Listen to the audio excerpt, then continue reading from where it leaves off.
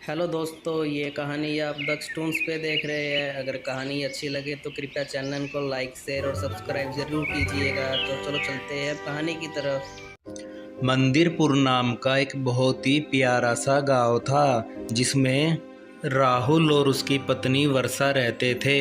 शादी के इतने सालों के बाद भी दोनों को कोई भी संतान नहीं हुई थी। एक दिन राहुल और उसकी पत्नी वर्षा मंदिर में पूजा करने के लिए आए थे। उस दिन बहुत अधिक बरसात हो रही थी।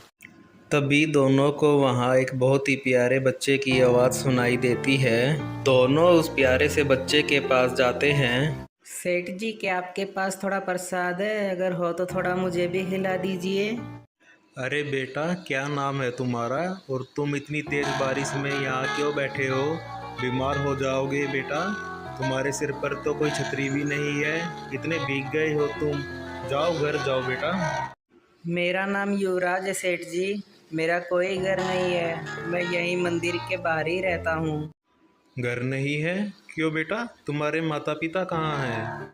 जी पता नहीं, मैं तो बचपन से ही यहीं अकेला रहता हूँ। लोग कहते हैं मैं अनाथ हूँ। वर्षा को इतनी सी देर में ही उस बच्चे से काफ़ी लगाव हो गया था। वर्षा अपने पति को बोलती है।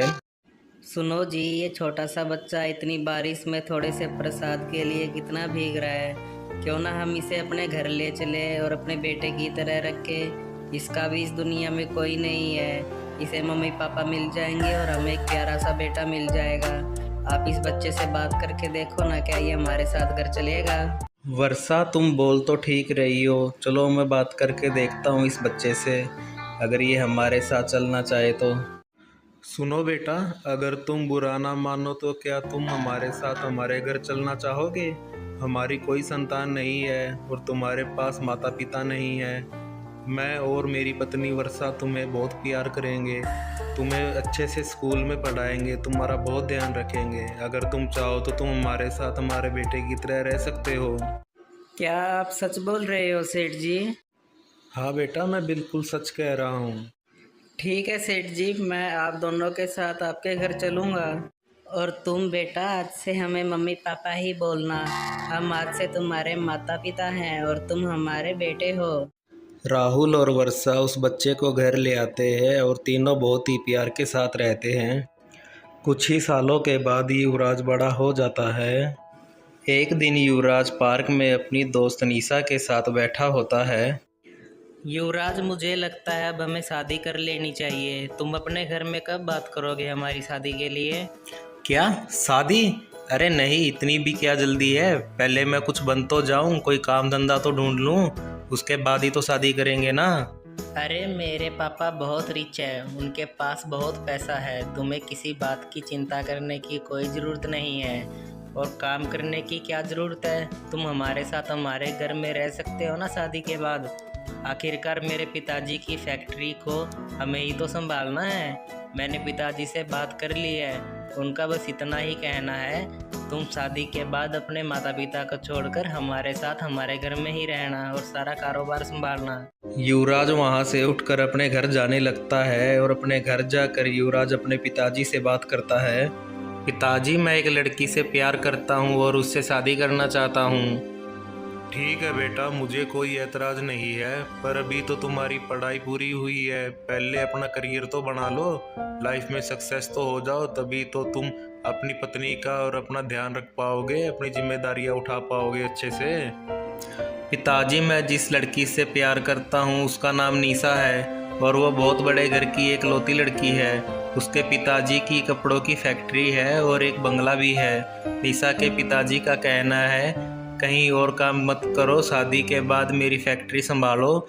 आखिर तुम्हें ही तो सब कुछ संभालना है और मैं शादी के बाद आप दोनों को छोड़कर उन्हीं के घर में रहूं, उनके साथ रहूं, ऐसा निशा और उसके पिताजी का कहना है। ओ, तो अब ये भी बता दो तुम्हारा क्या कहना है? कब कर रहे हो शादी? कब जा रहे हो इस घर को छोड़कर घर जमाई बनने के लिए? पिताजी, मैं कोई शादी वादी नहीं कर रहा। मैंने मना कर दिया निशा को, मैं उसके साथ शादी नहीं करूँगा। मुझे और भी लड़की मिल जाएगी पर माँ बाप मुझे और नहीं मिलेंगे। मैं आप दोनों को कभी नहीं छोड़ूंगा। पिताजी, मैंने मना कर दिया उसे शादी के लिए। आप दोनों तो मेरे लिए भगवान समान हो। कोई किसी लड़की के लिए भगवान को नहीं छोड़ता। इतना पागल नहीं हूँ पिताजी मैं, जो निशा के लिए आप दोनों को छोड़कर यहाँ से चला जाऊँगा।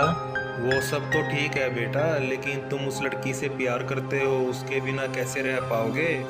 पिताजी, मैं बहुत मेहनत करूँगा और उनसे भी ज़्यादा अमीर बन के दिखाऊँगा।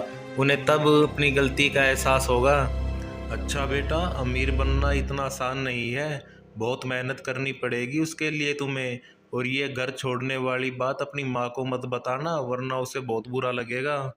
ठीक है पिताजी, मैं माँ जी को कुछ नहीं बताऊंगा। और हाँ, मैं सब कुछ करूंगा पिताजी, बहुत परिश्रम करूंगा, बस आप मुझ पे भरोसा रखें। इतना बोलकर युवराज घर से बाहर आकर सोचने लगता है, मैं ऐसा क्या काम कर सकता हूँ जिससे मुझे मुनाफा ही मुनाफा हो। बहुत देर तक सोचने के बाद युवराज को एक ढाबा खोलने के बारे में विचार आता है और युवराज अपने माता पिता से इसके बारे में बात करने के लिए घर में जाता है।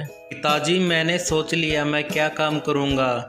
मैं एक ढाबा खोलूँगा। माँ जी ने मुझे बचपन से ही बहुत स्वादिष्ट खाना बनाना सिखाया है और उन्होंने मुझे ये भी बताया था कि ये सब आपने ही माँ जी को बनाना सिखाया है। पहले आपका भी तो एक रेस्टोरेंट था ना?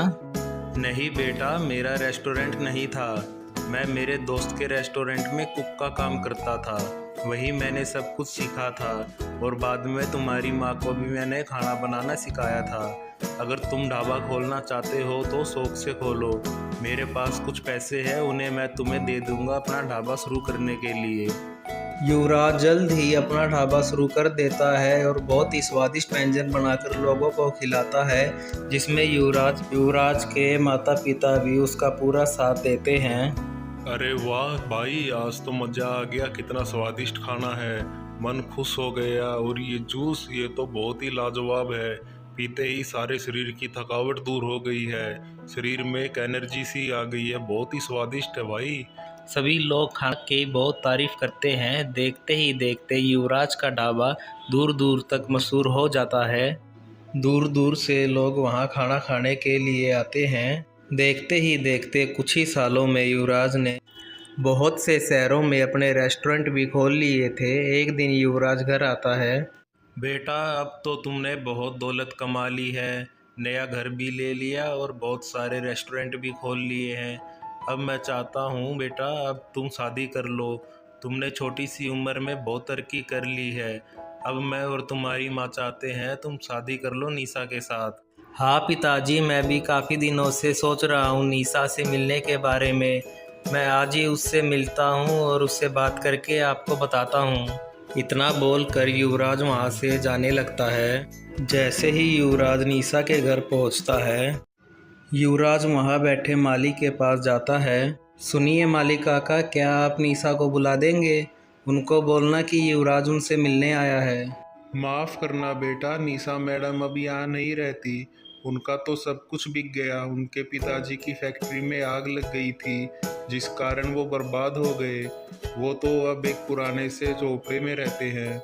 युवराज निशा का पता लेकर उसे ढूंढने के लिए जाता है। जो काका ने युवराज को पता दिया था, युवराज वहां जाता है और देखता है निशा कुछ गुनगुनाते हुए लोगों के कपड़े सील रही होती है। तभी निशा की नज़र युवराज पर पड़ती है। अरे युवराज, तुम यहाँ, वो भी इतने सालों बाद। आओ बैठो, बैठकर बातें करते हैं। नहीं, मैं ठीक हूँ, तुम बैठो और मुझे ये बताओ, ये क्या हाल बना लिया है निशा तुमने अपना? तुम पर इतनी मुसीबत आ गई, तुम्हारी फैक्ट्री जल गई, घर बिक गया और तुमने मुझे कुछ बताना भी ज़रूरी नहीं समझा। जो होना था वो हो गया। शायद मेरी यही सज़ा है। मैंने तुम्हें तुम्हारे माता पिता से अलग करने की कोशिश की थी ना, शायद इसलिए भगवान ने हमारे साथ ऐसा किया है। हमारी फैक्ट्री जल गई, घर नीलाम हो गया और मेरे पापा पैरालाइज हो गए। बस अब तुम चिंता मत करो और मेरे साथ मेरे घर चलो। मैं तुमसे अब भी बहुत प्यार करता हूँ। तुम्हारे पिताजी का इलाज बहुत अच्छे हॉस्पिटल में करवाएंगे और धूमधाम से अपनी शादी करेंगे। और शादी के बाद तुम्हारे पिताजी को भी हम अपने साथ ही रखेंगे, क्योंकि मैं समझता हूँ माँ बाप को इस हालत में छोड़ना अकेला बिल्कुल भी ठीक नहीं होता। पिताजी के इलाज में पूरा 10 लाख रुपए का खर्चा है युवराज। तुम इतने पैसे कहाँ से लाओगे? अरे तुम चिंता मत करो, अब मेरे पास बहुत पैसे हैं। मैं अपनी मेहनत और अपने माता पिता के सहयोग और आशीर्वाद से बहुत तरक्की कर ली है मैंने। आज मैं बहुत से रेस्टोरेंट का मालिक हूँ। युवराज निशा के पिताजी का इलाज शहर के सबसे अच्छे हॉस्पिटल में करवाता है और निशा को अपने माता पिता से भी मिलवाता है।